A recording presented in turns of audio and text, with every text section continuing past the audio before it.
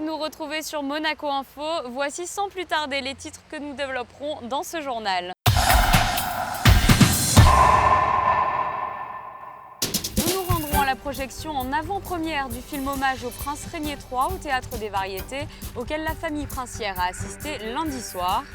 L'édition 2015 du marathon de lecture de la Fondation Prince Pierre de Monaco a été lancée. Nous reviendrons sur son fonctionnement. Nous avons assisté au recensement Ramoche des espèces sous-marines au niveau de la cale de halage, située à l'entrée du port de Fontvieille. Et nous terminerons avec du sport, retour sur la première édition du Beach Volley Challenge Monaco 2015. Je vous en parlais en titre, les archives du Palais Princier et les archives audiovisuelles de la Principauté ont organisé au Théâtre des Variétés une ciné-conférence en hommage au prince bâtisseur. C'est lundi et mardi à 20h30. Régnier III en film est articulé autour d'archives officielles, mais également autour de films amateurs d'époque. Retour sur cette soirée émouvante avec Vanessa Dessy. Il était surnommé le bâtisseur. Le long règne de 56 ans du prince Régnier III a surtout été marqué par le développement économique et touristique de la principauté. De 1949, année où il succède à son grand-père le prince Louis II, à 2005, le souverain élargit, embellit et développe le pays, notamment en réalisant une extension phénoménale de l'immobilier. En avance sur son temps, il était sans cesse à la conquête de nouveaux territoires. La principauté, sous le règne du prince Régnier, s'est étendue d'un cinquième de son territoire, donc avec plusieurs terre-pleins, au Portier d'abord, au Larvoto, à Fontvieille, et puis donc agrandissement par un gain sur la mer, mais aussi agrandissement grâce à la mise en souterrain de la voie ferrée, un dessin qui finalement a couru sur l'intégralité de son règne, puisque une première phase a eu lieu entre 1958 et 1964, et puis à la fin de son règne, entre 1993 et 1999, pour un enfouissement complet donc, de la voie ferrée.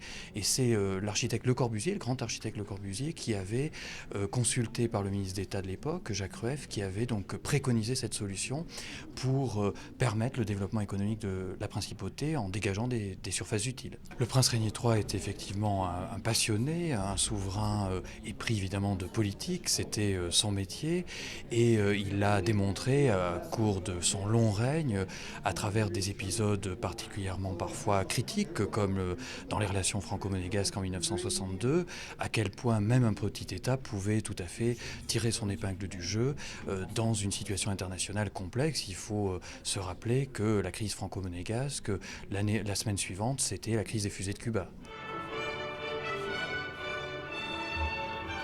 Création de Télé Monte Carlo, voyage officiel, mariage princier, souvenirs de vacances en famille.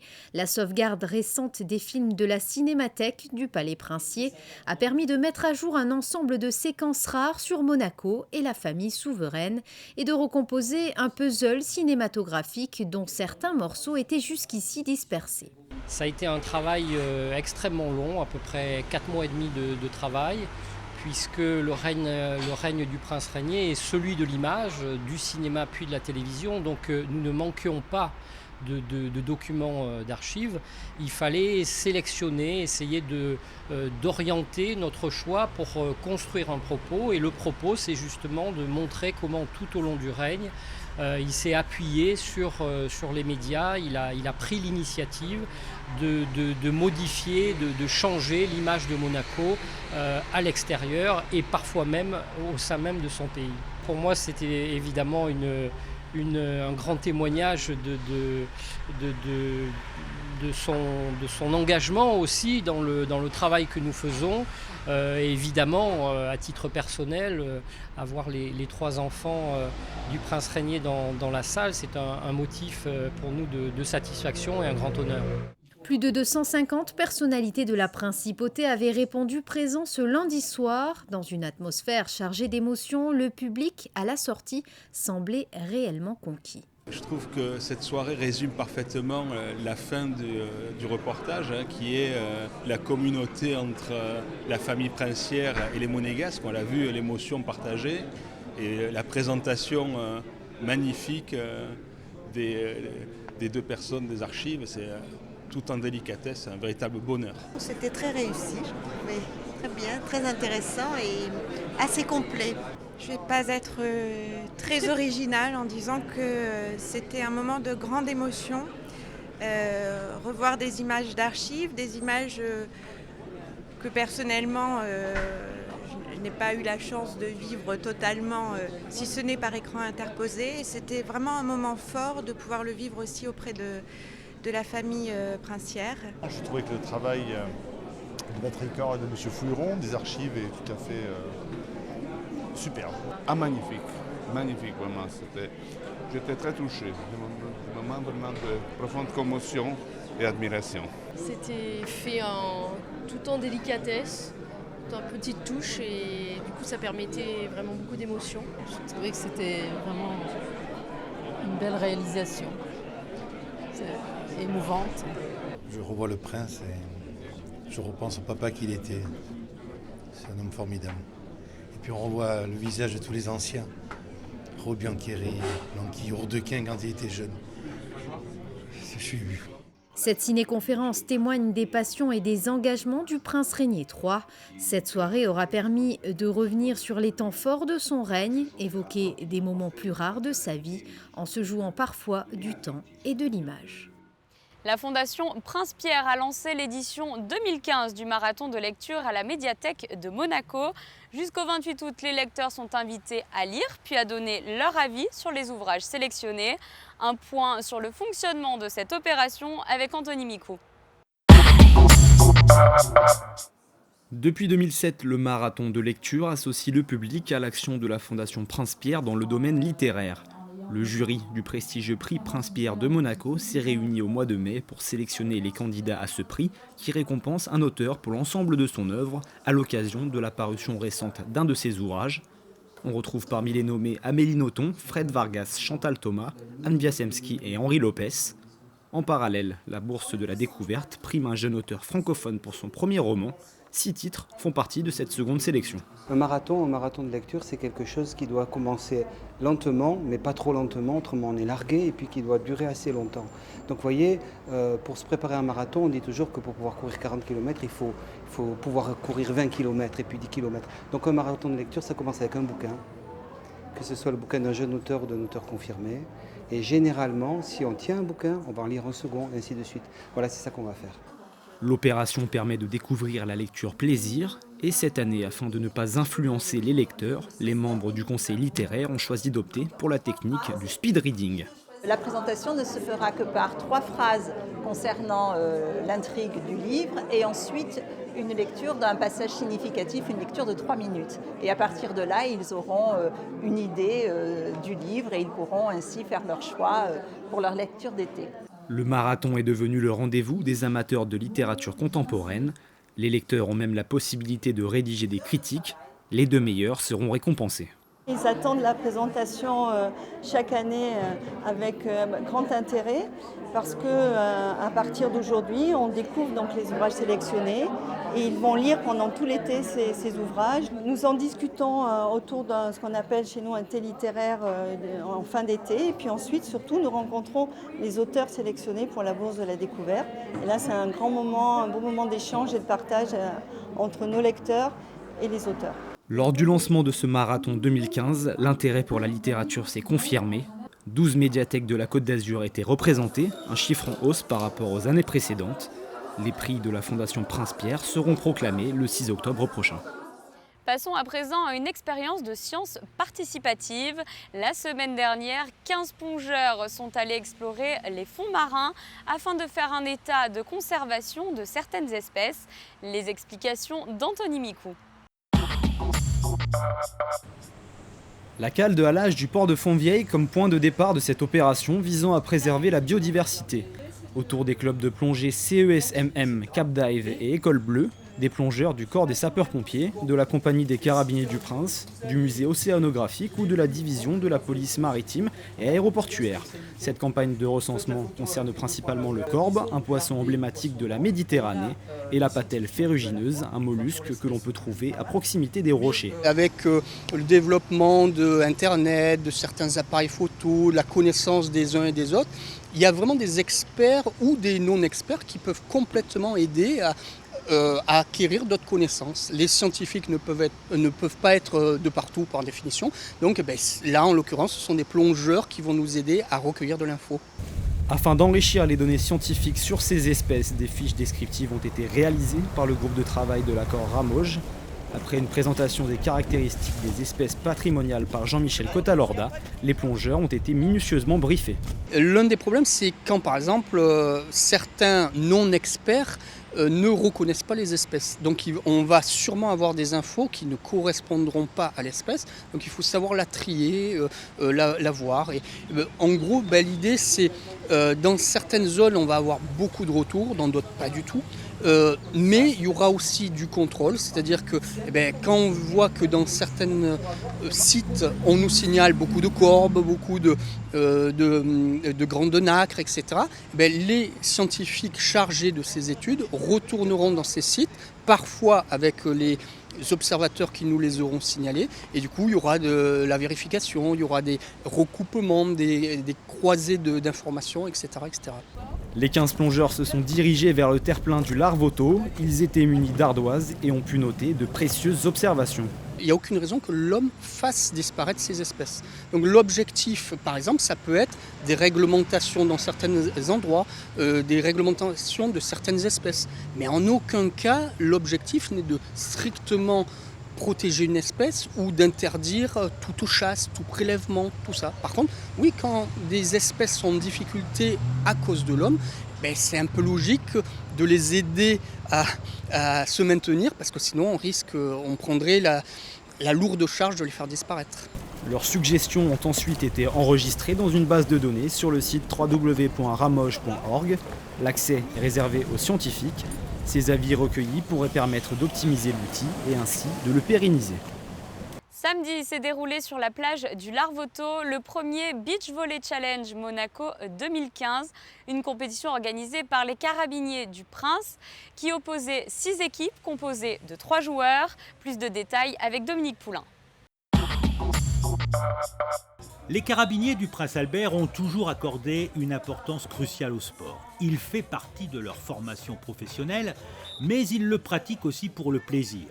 Avant que les plages ne soient prises d'assaut par les touristes, ils ont organisé sur la plage du Larvoto leur tournoi, le Beach Challenge Monaco. L'objectif, faire la promotion du beach volley et montrer que l'on peut pratiquer cette discipline en s'amusant. C'est vraiment pour vulgariser un peu le beach volley, parce que c'est vrai que généralement tout ce qui est volleyball, c'est plutôt axé sur la compétition de haut niveau et qu'on a rarement des événements sur des événements de moyen ou bas niveau, débutants. C'est un petit peu l'idée dans le principe où on fait venir des sportifs internationaux d'autres disciplines pour venir jouer sur le beach volley. Et ça reste le plaisir dans le sport, ça fait partie de notre travail, on est toujours fortement impliqué dans le sport en général de par notre fonction. Et là c'est l'occasion de concilier un petit peu tout, en sachant que de toute façon tous les gars qui sont là, c'est sur leur temps de repos, c'est pas sur le temps de travail. On l'organise, on a essayé de voir si ça pouvait fonctionner, ça a l'air de fonctionner, donc on est plutôt content. Et sur le sable fin du Larvoto, du beau monde. 6 équipes de 3 joueurs. Chaque équipe est composée d'un membre de l'équipe de beach volley des Carabiniers, dans un maillot frappé du logo de la Fondation Princesse Charlène, d'une volleyeuse du FX Pro et d'un sportif de haut niveau qui ne pratique pas ce sport, mais qui a la particularité d'avoir brillé dans sa discipline.